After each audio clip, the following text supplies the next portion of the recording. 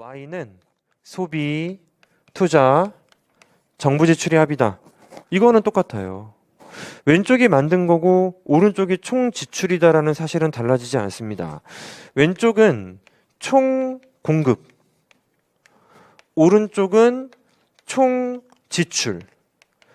수요라는 표현을 안 적어서 그렇지 공급과 수요가 일치한다라는 논리를 따라가는 거예요. 그래서 이 생산물 시장에서 지출이라는 측면이 있고 생산물 시장에서 소비라는 측면이 있는데 우리가 이제 수식적으로 엄청 복잡하게까지는 가지 않을 것이지만 그 기초가 되는 부분에 대해서는 좀 전달을 할 거예요. 자, 생산물 시장의 총 수요를 우리는 계획된 총 지출이라고 부르기도 하고 유효 수요라고 부르기도 합니다. 그래서요. 자, 여기 이제 소비하고 투자하고 정부 지출 있죠? 자, 요거에 대해서 한번 볼게요. 첫 번째, 소비. 이 경제에서 소비가 발생하는 메커니즘은 어떨 것이냐라는 것입니다. 이 경제에서 소비라는 것은 조금 단순화시키긴 했는데요. 이 경제에서 소비는 이렇게 봐요. 일단은 반드시 해야 되는 소비가 있죠? 고정 소비량이 있어요. 바꿀 수 없는 소비량이 존재한다고. 자, 이 경제에서 반드시 해야 되는 소비량을 우리는 고정 소비라고 부를 것입니다. 그리고 자, 그 고정 소비뿐만 아니고 보세요.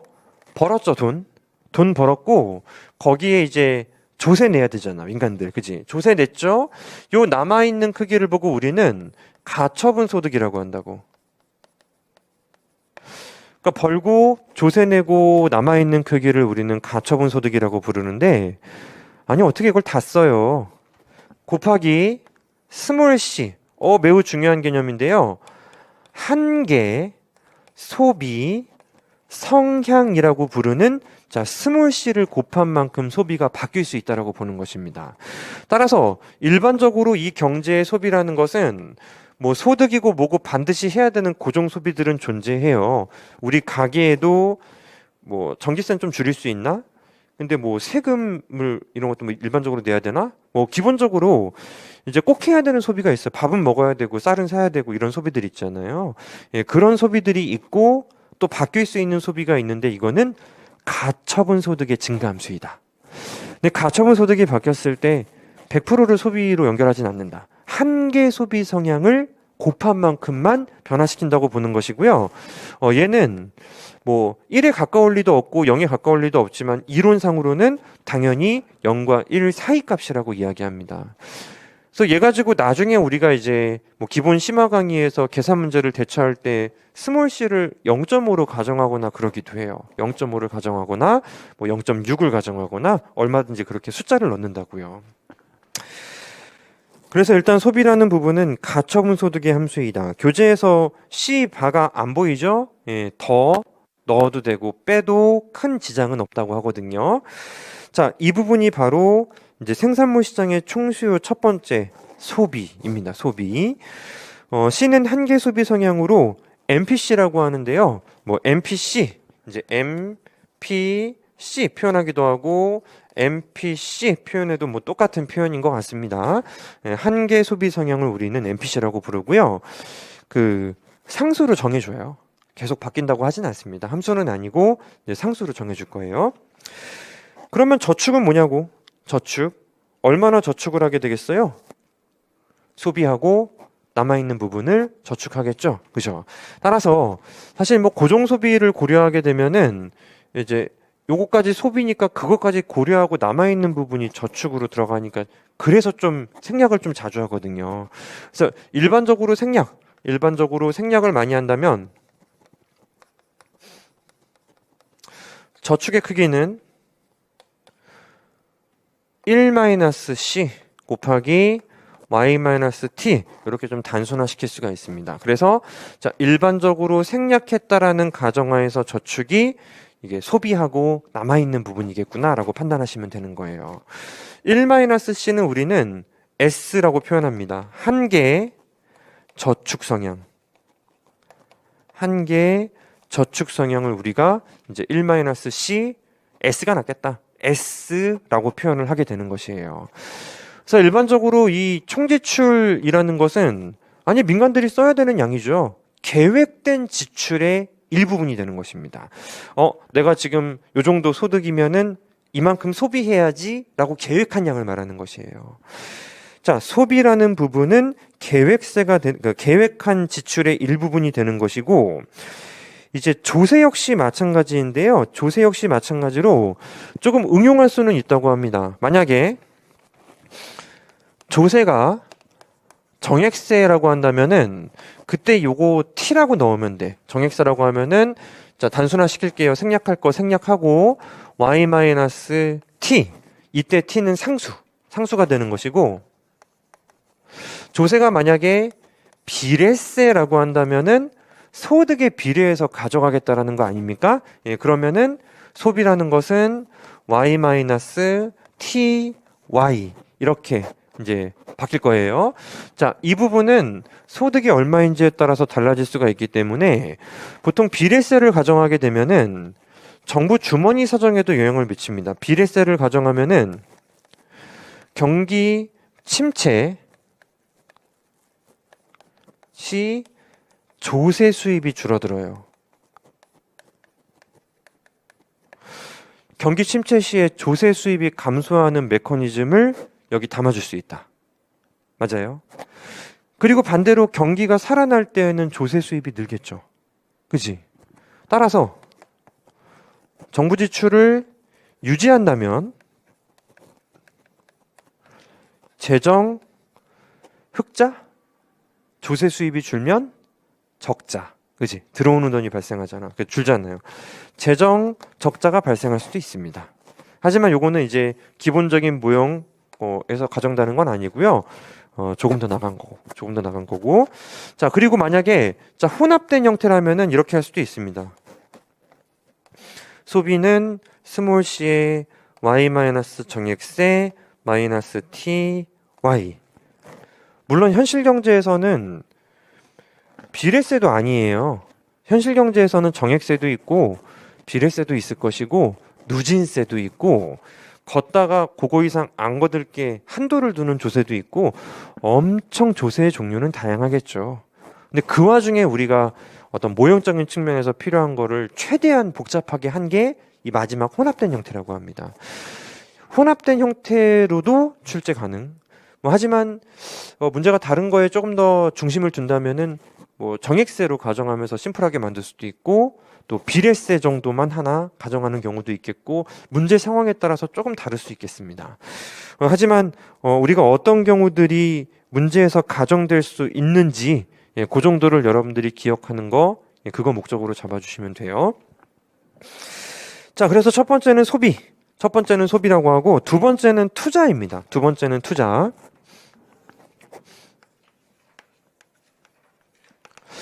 자, 투자라는 것은 이렇게 구조가 설정될 거예요. 소비는 얘기했고 투자는 일반적으로 이 경제 투자는 고정 투자 있습니다. 아니, 장사하면서 이게 술 먹고 취객들이 책상 틀었으면은 그 메꿔야 될 거 아니에요? 이것도 투자라고 부른다고. 투자.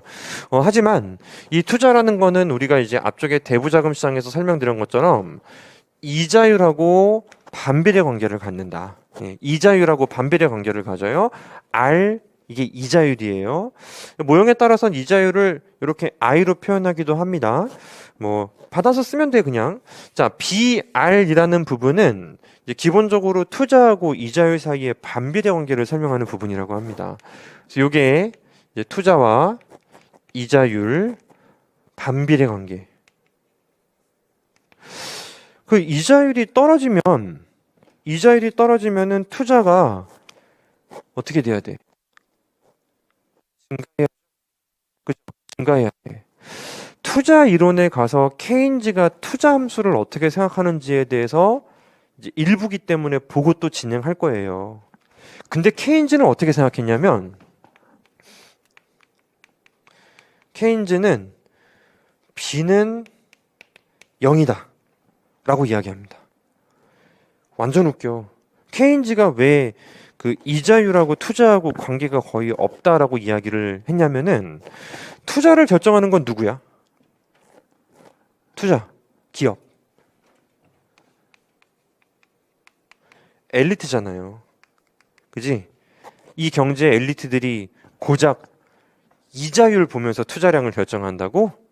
에이, 그건 아니라는 거야. 기업은 야성적인 감각, 야성적인 충동이라고 부르는데요. 야성적인 감각을 활용해서 거기에 의존해서 투자를 증가시킨대요. 충동에 의해 투자를 증가시킨다. 이자율이 떨어진다고 했을 때 기업가들의 야성적 감각이 건드려지지 않는다면 투자는 증가하지 않을 수 있다는 것입니다. 그래서 케인즈는 빚값이 사실상 0에 가깝다라고 주장을 해요. 이해했어? 그러면 투자는 투자네. 그지? B가 0에 가깝다라면은 이자율과 상관관계가 없다라는 거네요. 자, 이 부분에서 고전학파하고 큰 차이가 납니다. 고전학파는 무슨 소리? 대부자금 시장의 투자 곡선은 이자율과 반비례 관계가 확실한 건 같은데? 케인즈는 무슨 소리? 우리 엘리트들이 그렇게 단순할 것 같니? 고작 이자율 하나 가지고 본다고? 에이, 이자율 올라가도 투자가 증가할 수 있어.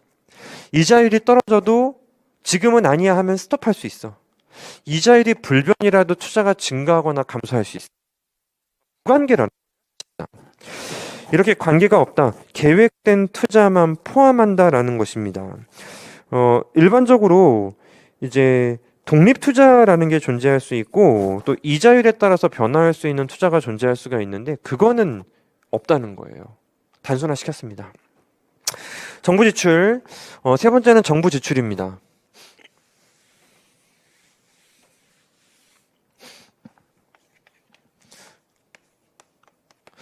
정부 지출 정부 지출은 정부가 정하는 거 아니에요. 예, 정부 지출은 정부 기관이 국내에서 생산된 제어와 서비스를 구매한 금액을 의미합니다. 국내에서 생산된 정부 기관에 의한 제어나 정부 기관에 의해서 서비스 구매하나 요거는 정해진 거예요. 정부가 정하는 거잖아요.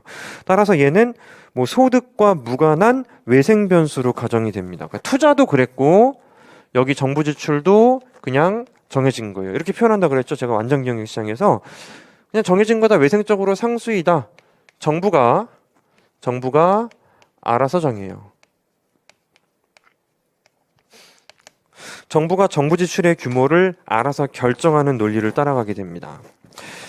그래서 폐쇄 경제는 이렇게 세 가지가 바로 이제 계획된 지출이라고 이야기하고 오른쪽 위의 그래프 역시 마찬가지로 이제 폐쇄 경제를 가정해서 케인즈의 기본 컨셉을 잡아서 이제 보여드린 것인데, 다만 이제 뭐 개방 경제도 있잖아요. 수출도 하고 수입도 하는 경제가 있잖아요. 그래서 네 번째, 요건 이제 폐쇄 경제에서는 안 되고 개방 경제에서만 추가되는 것이 바로 순수출이 되겠습니다. 저기에 이제 플러스 NX까지 담을 수 있다라는 거죠. 예, 개방 경제에서는 이제 순수출까지 추가가 된다라는 것인데, 자, 순수출은 수출 마이너스 수입, 수출 마이너스 수입이라고 이야기합니다. 수출 마이너스 수입. 근데요, 요거 이제 이야기 파고들면은 또 복잡해지는데, 그래도 우리가 외국을 논하지 않고 우리나라 경제를 설명할 수 없는 현실을 고려해서 그냥 작은 국가라고 한번 해보려고요. 이 소국이라는 것은 이렇게 표현됩니다. 소규모 개방 경제.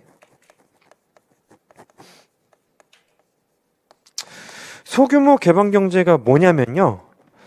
우리나라에서 뭐 기술 개발을 하건 물건을 더 갖다 쓰건 세계 시장에는 너무 작은 티끌의 충격이기 때문에 아무런 영향을 미치지 못하는 국가.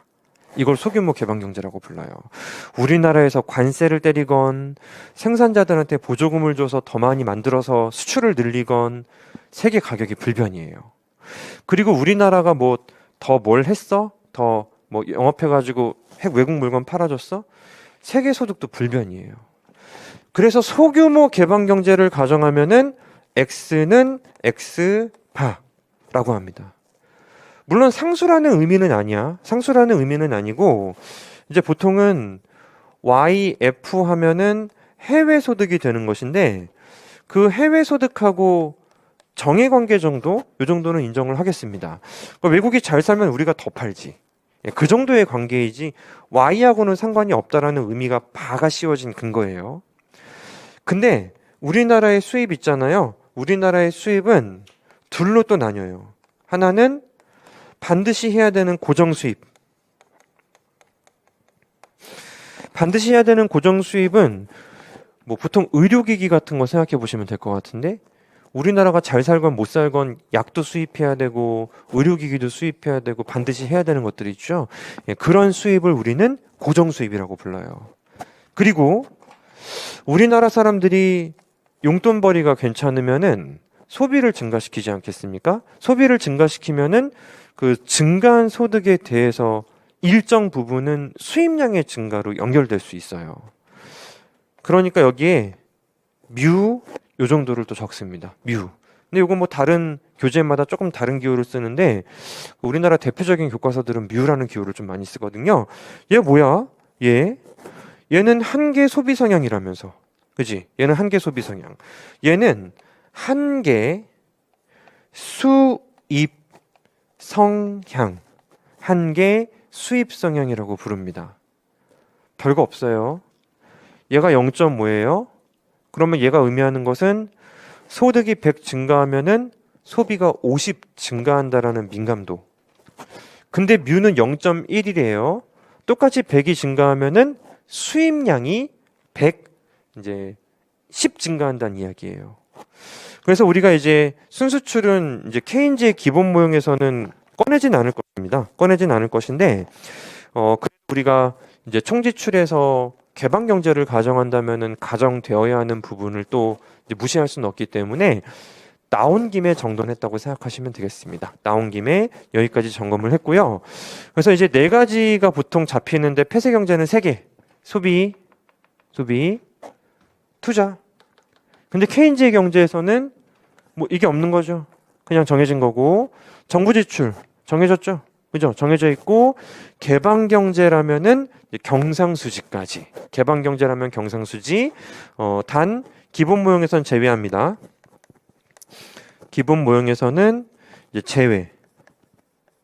왜냐하면 이제 폐쇄 경제를 가정할 거라서 그래요.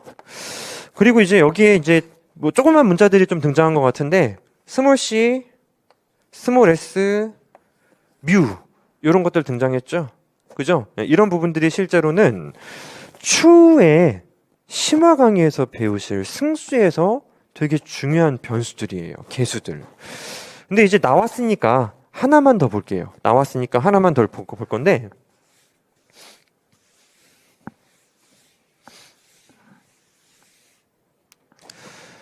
한계 소비 성향.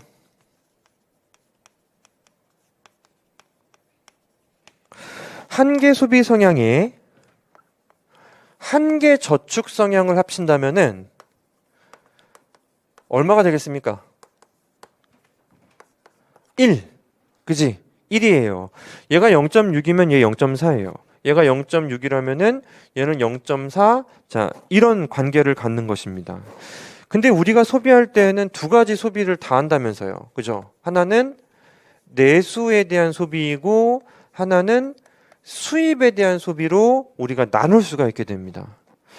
근데 그러면 이 한계 소비 성향이 0.6이라는 것은 소득이 100 증가할 때 소비의 전체 증가량이 60이라는 얘긴데, 한계 수입 성향은 우리가 뮤라고 표현하잖아요.